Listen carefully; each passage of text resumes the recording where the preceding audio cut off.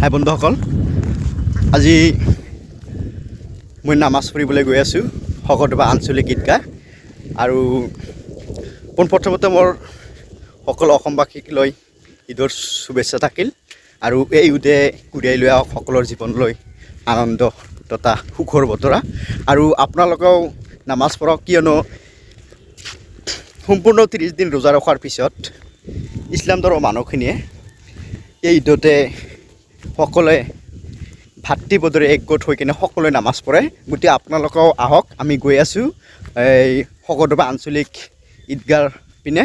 আৰু আপোনালোকেও আহক, আমি একেলগে সকলোৱে মিলি কিনে নামাজ আদায় কৰোঁ। অকল এই ভিডিঅ'টো সম্পূৰ্ণকৈ চাব।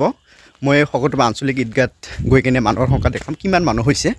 আচলতে সকলোৱে মিলি যিহেতু নামাজ পঢ়িব, গতিকে কিমান মানুহ হৈছে আপোনালোকক দেখাম। আৰু লগতে আপোনালোকে মোৰ ভিডিঅ'টো সম্পূৰ্ণকৈ চাব। আৰু যদি আপোনালোকে মোৰ চেনেলৰ নতুন, মোৰ চেনেলটো ছাবস্ক্ৰাইব কৰি কিনে মোৰ লগত থাকিব বুলি আশা থাকিল।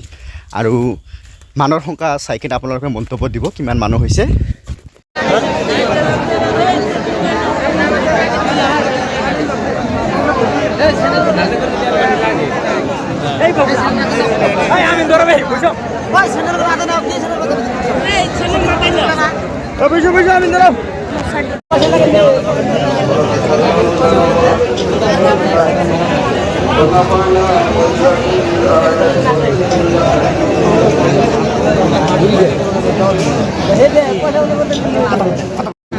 আমি কচলেটারি শকতবা ঈদগাহ ময়দানত